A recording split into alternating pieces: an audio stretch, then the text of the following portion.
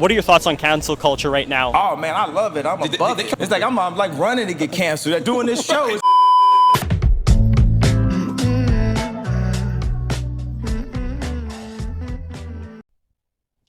Welcome, dear listeners, to a thought-provoking journey through the ever-evolving landscape of cancel culture. I'm Lena. I'm Sarah. I'm Darius. And I'm Victoria. And together we are your guides on this exploration of one of the most polarizing and relevant topics of our time, cancel or culture. In this podcast, we'll scratch the surface of the origins, complexities, and consequences of cancel culture. We're seeking to understand its impact on individuals, society, and freedom of expression. Of course, we will provide some examples of most prominent cases of cancel culture as well. Join us as we unravel the threads of cancel culture and strive to foster constructive dialogue in an age of cancellation. Let's get started. Okay, so let me start by defining the very word itself. So the Merriam-Webster dictionary defines the word as the practice or tendency of engaging in mass canceling as a way of expressing disapproval and exerting social pressure. The term came into circulation in the late 2010s and has been gaining momentum ever since. So cancel culture became more widespread with interactive functions of internet because the general public is more and more interested in sharing their opinions online and of course especially on social media. So let's start with the most recent and probably the most infamous cases of cancel culture. You got it right. It's Andrew Tate. He's a former kickboxing world champion, and he found himself in the eye of a cancel culture storm when he posted very controversial tweets in 2016. In these tweets, he expressed opinions that many found offensive. Let me guess why, including remarks about women and relationship. So since we are in Romania, I think it's quite appropriate to talk about Andrew Tate. And what followed on social media was a barrage of outrage, and people shared screenshots of his tweets, condemned his views, and called him to face consequences for his very, very controversial statements. And yeah, that's how the mechanism of cancel culture works. Cancel culture typically starts with someone's controversial statement or action being amplified on social media. It then gains momentum when an influential person or a whole organization joins the condemnation, which can then lead to various consequences for the person in question, in this case, Andrew Tate.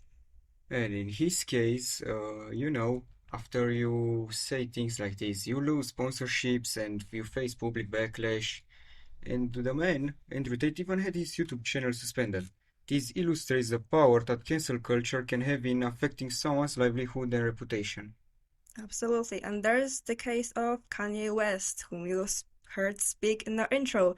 So, as you all probably know, he's a famous artist, and in the past he's been known to get into trouble on a regular basis. And for his controversial opinions, he got, well, in many problems.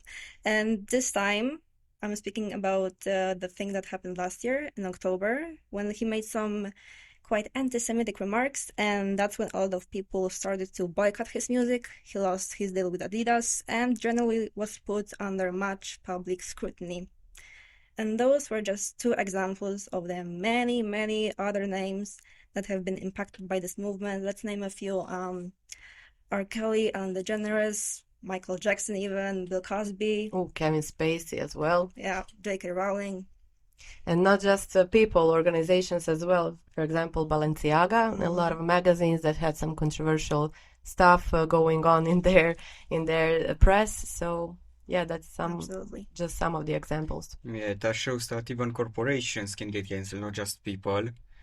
And many of the people who were just named, face backlash and were boycotted for multiple reasons. By being controversial or just saying some views that don't align with others. Being anti-Semitic, like in Kenya's case, racist, transphobic in J.K. Rowling's case, or just being plainly morally wrong. So, guys, before we wrap up today's episode, let's jump into two important questions that are central to the cancel culture conversation. So, first of all, I'm interested what they think. Is cancel culture more of a problem or a solution? Well, I think it's very hard to answer that because it can be a very big problem and it can be also a solution. We have like two examples that we mentioned about Bill Cosby and Kevin Spacey, and they were the ones who actually did Face criminal charges. yeah, they're criminals. Yeah.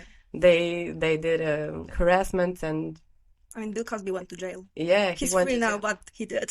Yeah, and in that situation, I think it's very justified because they're criminals. They need to be canceled.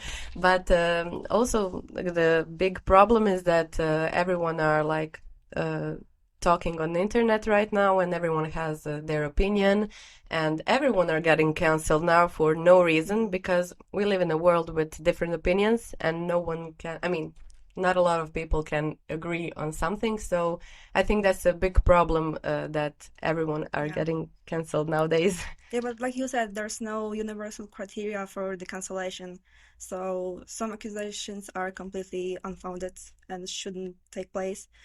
But some, like Bill Cosby, like the criminal guys, yeah, I guess absolutely should be called out. Yeah, I completely agree with you guys because it can be a problem because sometimes people don't check the facts and accuse somebody of something that he or she probably or maybe didn't do, which is maybe, which is also kind of not a problem, but actually a huge, I would say it's very dangerous because somebody can lose their reputation, lose their normal life, and face very, very dangerous consequences that can be like worth their life actually. So Yeah, so it's like a two-edged sword. Like you remember with the Amber Heard case and Johnny Depp. Yeah, So she accused him of what? abuse. physical abuse. Yeah, Physical abuse, okay. And the case went to trial, and what turned out that he wasn't an actual wife beater. yeah, and he lost a lot of roles in the He lost his movies. job. Yeah, Yeah, and all of Tarnished the reputation, yeah. titles in the press were like wife beater. It's his actual nickname, which is yeah, very, that's not a good thing to be. It's really not nice to be called something you are not. yeah. Also, I would like to ask you, is there any other way of pointing out the controversial things about celebrities, public figures like influencers or any other? I mean, people are just people. They make mistakes. So I think maybe follow the motto more of hate the sin, love the sinner. Like maybe call them out for their mistakes, but don't ruin their entire career and lives over a thing that they can improve on, because it's not the end of the world. Yeah, celebrities are also people and they make mistakes, but the biggest problem is they make it on a live television or online in the social media, and everyone knows about it, and no one knows Yeah, what you did Once in it's your on the life. internet, it's forever, girl. Yeah, you can erase it. And they also can redeem, they can, yeah, I think it can be very, very dangerous to cancel everyone for everything. Everyone has a right to redeem. Yeah. Okay. I think we said pretty much everything about the That's a nice note to end on. cancel culture in briefly, because this is a very broad topic. And I think that concludes everything in today's discussion on cancel culture. And in the meantime, keep the discussion going. Stay curious and remember that cancel culture is a complex issue that deserves thoughtful consideration from all angles. And don't forget that every action has a consequence. Yes, Thank you for listening. Thank you. Hope you liked it.